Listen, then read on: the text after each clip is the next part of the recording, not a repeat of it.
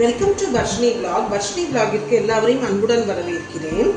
இன்னைக்கு வித்தியாசமான ஸ்டைலில் கத்திரிக்காய் கிரேவி எப்படி செய்யலாங்கிறது பார்க்கலாங்க. இந்த கத்திரிக்காய் கிரேவி செய்யறதுக்கு 3 கத்திரிக்காய்ங்க, 2 காம்போடு எடுத்து வச்சுருக்கேன், 2 அப்படியே ஸ்லைஸ் பண்ணி வச்சுருக்கேங்க.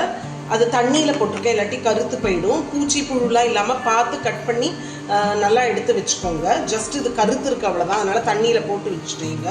இங்கே கொஞ்சம் ஒரு 20 பீஸ் தேங்காய் நல்ல மிக்சி ஜாரில் அடித்து தேங்காய் பூ ஆக்கி வச்சுட்டேங்க. 20 பீஸ் தேங்காய் கீத்திட்டு அதை பூவாக ஆக்கி வச்சுருக்கேங்க.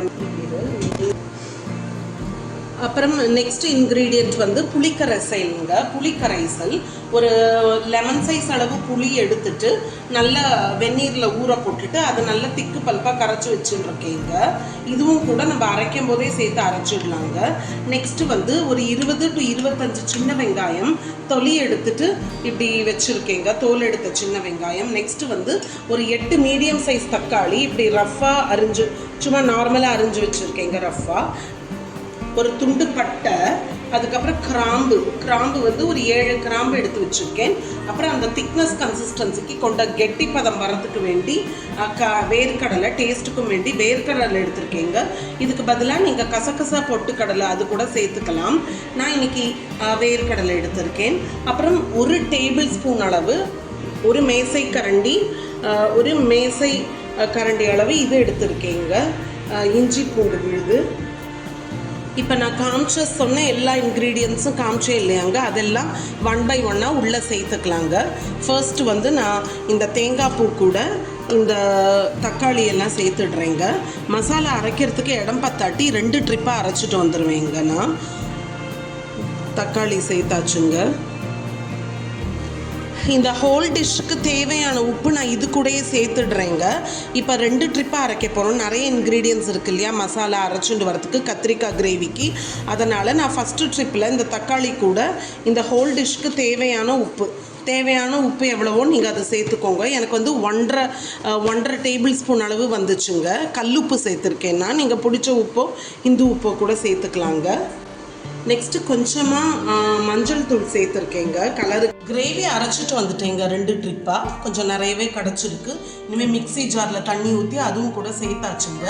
இப்போ ஒரு கடாய் எடுத்துக்கோங்க. கடாயில் இந்த மாதிரி 3 டேபிள் ஸ்பூன் எண்ணெய் விட்டுருக்கேங்க. நான் கடலை எண்ணெய் சேர்த்துருக்கேன். நீங்கள் உங்களுக்கு விருப்பப்பட்ட சமையல் எண்ணெய் சேர்த்துக்கலாங்க, தேங்காய் எண்ணெயில் கூட செய்யலாம். இப்போ கத்திரிக்காய் கிரேவி தான் ஃபஸ்ட்டு செஞ்சிடலாங்க. அதுக்கு நான் இந்த மாதிரி நறுக்கி வச்சுருக்கிற கத்திரிக்காயை போட்டுட்டேங்க உள்ள. இது நல்லா சுருங்கி வரட்டுங்க இந்த எண்ணெயில். அதுக்கு தான் 3 டேபிள் ஸ்பூன் அளவு 1 டேபிள் ஸ்பூன் எக்ஸ்ட்ரா எண்ணெய் எடுத்துருக்கேங்க. அந்த எண்ணெயில் அந்த கத்திரிக்காயோட தோல் நல்லா சுருங்கி வரணும். சுருங்கி வந்தப்புறம் நான் காமிக்கிறேங்க. இதுதான் ஃபஸ்ட்டு செய்ய வேண்டிய ஸ்டெப்பு கத்திரிக்காய் கிரேவிக்கு. இது வந்து ஃப்ரை பண்ணி எடுத்தாச்சு பாருங்கள். கத்திரிக்காயெல்லாம் நல்லா ஃப்ரை ஆகி வந்துடுச்சு பார்த்தீங்களா, நல்லா குக் ஆகிருக்கு, எல்லாம் மேஷ் ஆகுது பாருங்கள் ஈஸியாக. நல்ல எண்ணெயில் லோ ஃப்ளேமில் ஒரு 5 to 7 மினிட்ஸ் ஃப்ரை பண்ணி எடுத்தாச்சுங்க. அதே எண்ணெயில் நான் இதை அரைச்சி வச்சுருக்கிற கிரேவியை விட்டுருந்தேங்க. லோ ஃப்ளேம்லேயே இருக்கட்டும். நல்லா இது 10 மினிட்ஸ் கொதிக்கட்டுங்க நல்லா.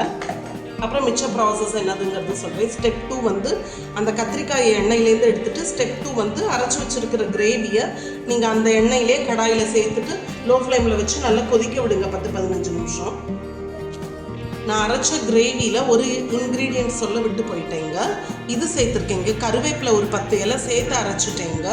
இப்போ இந்த கிரேவி கொதிச்சுன்னு இருக்கும் போதே கொஞ்சம் அசஃபோட்டைடாக பெருங்காயத்தூள் சேர்க்க போகிறேங்க. இப்போ பெருங்காயத்தூள் ஒரு 4 பிஞ்சு சேர்த்துட்டேன். அது கூட மசாலா எல்லாம் சேர்த்துடலாங்க.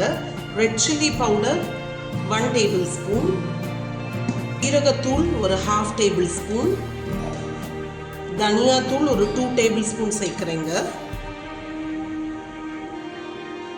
இவ்வளோதாங்க இதோட மசாலா சேர்க்க வேண்டியது. ஆல்ரெடி மஞ்சள் தூளும் உப்பும் நம்ம அரைக்கும் போதே சேர்த்தாச்சு. இப்போ இதை நல்லா கலந்து விட்டுறலாம் இந்த மசாலாஸோட. இப்போ பெருங்காயத்தூளும் சேர்த்துட்டேங்க. இப்போ இது நல்லா கொதிக்கட்டுங்க 10-15 நிமிஷத்துக்கு லோ ஃப்ளேமில். நல்லா நல்லா 20 மினிட்ஸ் லோ ஃப்ளேமில் வச்சு நல்லா கொதிச்சிடுச்சு பாருங்கள் கிரேவி. இப்போ எண்ணெய் தனியாக, இது தனியாக பிரிஞ்சு வந்துருச்சுங்க. நல்லா கொதிக்குது பாருங்கள், பபிள்ஸ் வருது பாருங்கள். எண்ணெய் தனியாக கிரேவி தனியாக பிரித்து வந்துருச்சுன்னா அது ரெடி ஆகிடுச்சுன்னு அர்த்தம். இப்போ இதை ஒரு பவுலுக்கு ட்ரான்ஸ்ஃபர் பண்ணுறீங்க. இப்போ கத்திரிக்காய் கிரேவி ரெடி ஆகிடுச்சு. இப்போ வந்து அதுக்கு மேலே அந்த கத்திரிக்காய் இப்படி டிப் பண்ணுற மாதிரி போட்டு விட்ருங்க. இது ஆல்ரெடி ஃப்ரை பண்ணதுனால திரும்ப நம்ம குக் பண்ண வேண்டிய அவசியம் இல்லை. அது அப்படியே சூப்பராக கத்திரிக்காய் கிரேவி ரெடி ஆகிடுச்சுங்க.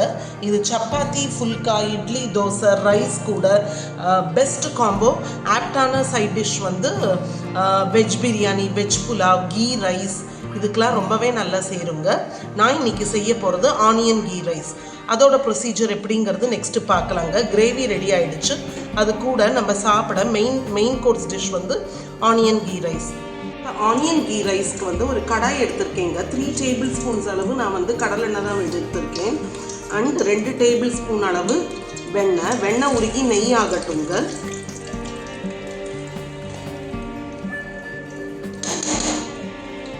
இதில் ஆனியன் கீ ரைஸ்னால உங்களுக்கு வந்து ஆனியன் நிறைய சேர்க்கணுங்கிற அவசியம்லாம் இல்லை.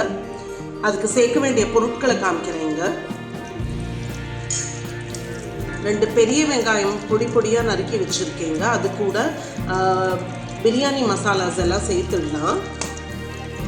இது வந்து ரைஸ் பச்சரிசி தான். நீங்கள் பாஸ்மதி ரைஸில் கூட செய்யலாங்க. பச்சரிசி நான் வந்து 4 பேர் சாப்பிட்ற அளவு நல்லா வேக வச்சு உதிரியாக எடுத்து ஆற வச்சுருக்கேங்க. இந்த மாதிரி எடுத்து வச்சுக்கோங்க. இது நல்லா ஆறிட்டு இருக்கிற நேரத்துலேயே நம்ம தாளிச்சிடலாங்க ஆனியன் கீ ரைஸ்க்கு. ஸ்பூன் நெய், அதுக்கப்புறம் 3 டேபிள் ஸ்பூன் எண்ணெய் எடுத்துருக்கேங்க. அது நல்லா கொதிச்சாச்சுங்க.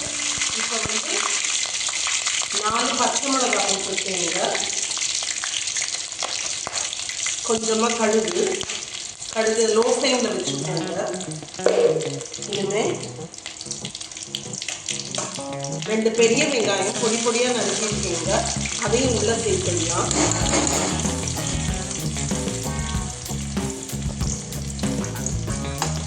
ரெண்டு பெரிய வெங்காயம், கொஞ்சம் இந்த பிரியாணி தாளிப்பு பேலீஃப் பிரியாணி எல்லாம் சேர்த்தாச்சுங்க.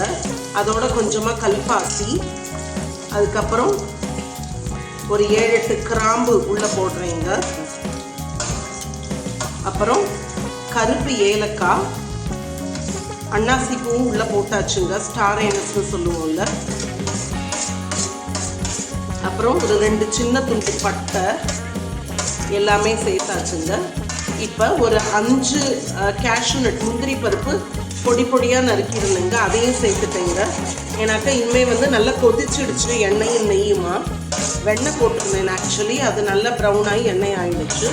இப்போ 1 டேபிள் ஸ்பூன் அளவு இஞ்சி பூண்டு விழுந்தும் சேர்த்தாச்சுங்க. எல்லாமே சேர்த்துட்டேங்க. இதெல்லாம் தான் சேர்க்க வேண்டிய இன்க்ரீடியன்ட்ஸ். லோ ஃப்ளேமில் இதெல்லாம் நல்லா வதங்கட்டுங்க. தேவையான அளவு இந்த ஹோல் ரைஸுக்கும் தேவையான அளவு இந்த மசாலாவுக்கும் சேர்த்து நான் வந்து உப்பு சேர்த்துட்டேங்க. எவ்வளோ தேவையோ அதுக்கேற்ற மாதிரி சேர்த்துக்கோங்க. தூள் சேர்க்க வேண்டாம், அப்புறம் கலர் மாறிடும். எனக்கு ஆனியன் கீ ரைஸ் இதுக்கப்புறம் இந்த ஆற வச்ச நல்ல உப்பு கலந்ததுனால நல்லா சேர்த்து விட்டுருலாங்க. அதுக்கப்புறம் இந்த ரைஸ் அப்படியே சேர்த்துடலாங்க. நீங்கள் பாஸ்மதி ரைஸில் கூட செஞ்சுக்கலாம், இல்லை புழுங்கல் அரிசியில் கூட செஞ்சுக்கலாங்க. இது நான் நார்மலாக 2 விசில் வச்சேங்க. ரைஸ் 1க்கு 2 கிளாஸ் தண்ணி விட்டுட்டு நார்மலாக ப்ரெஷர் குக் பண்ணியிருந்தேன் ரைஸை. 3 தண்ணி விட்டுறக்கூடாதுங்க, 2 தண்ணி விடணும். அப்போ தான் உதிரியாக ஒன்றுக்கு ஒட்டாமல் நல்லா வருங்க. ஆல்ரெடி செஞ்சு பார்த்துருக்கேங்க ஒரு தடவை, நல்லா இருந்துச்சு. அதனால தான் வீடியோக்கு இப்போ ரொம்ப செஞ்சேன். கத்திரிக்காய் கிரேவியும் இதுக்கு நல்ல சூப்பர் காம்போங்க, நல்லா இருக்கும். லஞ்ச் பாக்ஸுக்கு ஒரு ஆப்டான டிஷ்ஷுங்க. சப்பாத்தி, ஃபுல்கா, இட்லி, தோசை, ஒயிட் ரைஸ் எது கூட வச்சு வேணாலும் இந்த கிரேவி நம்ம அப்புறம் புலாவ், பிரியாணி எல்லாத்துக்குமே, கீ ரைஸ், அதுக்கப்புறம் ஜீரா ரைஸ் எல்லாத்துக்குமே இது நல்ல சைட் டிஷ்ஷுங்க. இதான் ஆனியன் கீ ரைஸை ஒரு பீங்கான் கப்பில் மாற்றிட்டேங்க. இந்த மாதிரி ஒரு பவுலில் மாற்றியாச்சு. அதுக்கு வந்து சைட் டிஷ் வந்து இந்த கத்திரிக்காய் கிரேவி. இதே மெத்தடில் செஞ்சு பாருங்கள். டேஸ்ட்டு ரொம்ப நல்லா வந்திருக்குங்க. கண்டிப்பாக வர்ஷினி vlogக்கு சப்ஸ்கிரைப் பண்ணி வச்சுக்கோங்க. ஒரு லைக் கொடுங்க. நிறைய ஷேர் பண்ணுங்கள் ஃப்ரெண்ட்ஸ், ரிலேட்டிவ்ஸ், நெய்பர்ஸோட. அதோட கமெண்ட் பண்ணுங்கள். நெக்ஸ்ட் ஒரு இன்ட்ரெஸ்டிங்கான குக்கிங் வீடியோ ரெசிபியில் பார்க்கலாங்க. தேங்க்ஸ் ஃபார் வாட்சிங்.